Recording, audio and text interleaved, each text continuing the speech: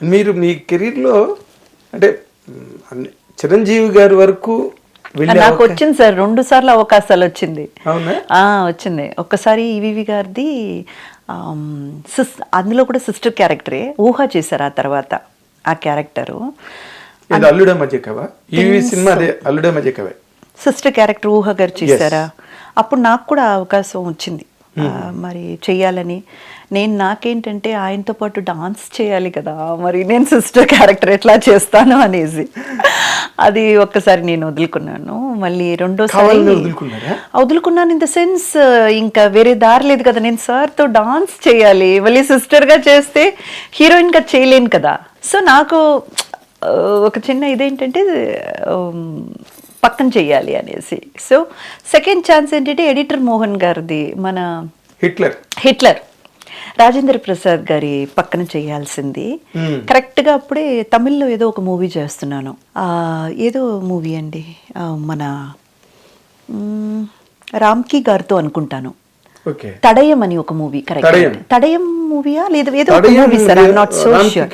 లేదు, రామ్కి గారు, విజయశాంతి గారు, శాంతక ప్రొడక్షన్, శాంతిక ఓన్ ప్రొడక్షన్. మన విజయశాంతి గారు, రామ్కి గారు అండ్ నేను రామ్కి గారు పేర్గా చేశాను. ఇఫ్ ఐఎమ్ నాట్ రాంగ్ ఆ మూవీ అనుకుంటాను. కరెక్ట్గా ఆపర్చునిటీ కూడా మిస్ అయింది. సార్తో కలిసి పనిచేసే అవకాశం అయినా దక్కుండేది, అది కూడా మిస్ అయింది. సార్ మీ కెరీర్లో మీరు కొంచెం దురాశపడ్డ సందర్భం ఏదైనా ఉంటే? అదొక్కటే దురాశ అని చెప్పను, ఇంకా కూడా ఆశకి ప్రాణం ఉందని నేను నమ్ముతున్నా. తప్పులేదు కదండి? తప్పే లేదు, ఎందుకంటే ఆయనతో సినిమా చేయాలి, ఆయన పేరుగా చెయ్యాలి. సినిమా చేస్తానో లేదో సార్, సార్తో కలిసి ఒక పాటకి డాన్స్ చేయాలి అంతే. ఎందుకంటే చిరు గారు పెట్టిన పేరు కదా డాన్స్ అంటే, చిరు గారు. అయ్యో నిన్న కూడా ఎరగొడిశారు చూడండి, ఆ ఉక్ స్టెప్ అవన్నీ అసలు థియేటర్లు. కానీ సార్ నుంచి నేను నేర్చుకున్నది మాట్లాడే విధానం అండి. అందరితో ఎలా పరామర్శించాలి, అందరితో మాట్లాడే విధానం. ఎంత కోపం ఉన్నా కూడా ఆ మాటల్లో చాలా జాగ్రత్తగా ఉంటారు. ఎక్కడ కూడా లూజ్ టాక్ అనేది ఒక్కటి కూడా దొరకదు. చూడండి చిరుగారు చాలా ఆ విషయం అన్నీ నేను చాలా గమనిస్తాను, నేర్చుకుంటాను. అంతే కదండి. మంచిది ఎక్కడున్నా సరే, ఎవరి దగ్గర ఉన్నా సరే మనం నేర్చుకోవాలి. మంచి ఎక్కడున్నా నేర్చుకోవాలి కదండి. 100%. ఇందాక నుంచి పాట అంటున్నారు, అసలు మీరు సింగర్ అవ్వాల్సిన వాళ్ళు. అవును. యాక్టర్ ఎందుకు సింగర్ గా మీకు ఛాన్స్ రాలేదా? మీరు ట్రై చేయలేదా? సంగీతం నేర్చుకున్నారు కదా మీరు? లేదు, నేను సంగీతం అంటే మా మదర్ వచ్చి కర్ణాటిక్ మ్యూజిషియన్ కదా, ఆవిడ మ్యూజిక్ టీచర్ కదా. She worked as a music teacher in Alappuzha, మన హరిపాడు అని చెప్పి ఆలపి దగ్గర ఒక ప్లేస్ ఉంది, హరిపాడు అనేసి. అక్కడ ఒక కాన్వెంట్ లో మమ్మీ మ్యూజిక్ టీచర్ గా వర్క్ చేసేవారు. పెళ్ళయి మేమంతా పుట్టాక ఒక ఆల్మోస్ట్ అబౌట్ ఒక వెన్ ఐ వాస్ 7-8 years ఉన్నప్పుడే అమ్మ వాళ్ళు జాబ్ మానేసి ఇంకా చెన్నైలో పూర్తిగా సెటిల్ అయిపోయారు. అంటే she is from Tamil Nadu.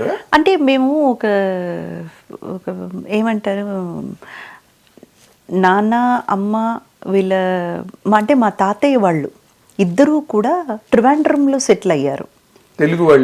Telugu వాళ్ళే. మా పూర్వీకం చిత్తూరు, అంటే మన ఫోర్ఫాదర్స్ ఆర్ ఫ్రమ్ చిత్తూరు అండి.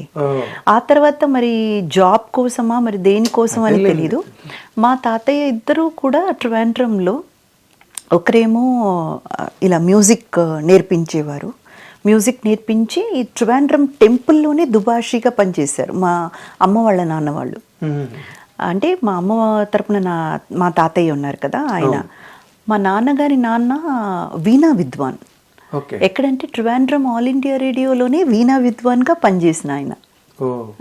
సో మాదంతా కూడా సంగీత పారంపర్యమే. మిస్ అవ్వలేదండి, మన నుదుట ఏం రాస్తుందో అది జరుగుతుంది. అంటే ఆ పాడాలన్న సరదా లేదా సంగీతం నేర్చుకున్నారు కాబట్టి ఎక్కడో ఒక. నాకైతే ఇంట్రెస్ట్ ఉంది కానీ ఎవరు అప్రోచ్ అవ్వలేదండి, అందుకని. అదే మీరు కూడా ప్రయత్నం చేయడానికి అవకాశం లేదు, ఎందుకంటే ఆర్టిస్ట్ గా బిజీ అయిపోయారు. పాడుకుని ఉంటారా ఇంట్లో అప్పుడప్పుడు సరదాగా? కోర్స్ అండి, వంట చేసేటప్పుడు పాడతాను. ఓ మంచి పాట పాడండి అబ్బో. నిజంగా. ఎందుకంటే this is a rare angle for any hero. చాలా మంది ఆడపిల్లలు పాడతారు, మొగాళ్ళు పాడతారు, శరత్ కుమార్ గారు పాడుతుంటాడు ఇంటర్వ్యూలో.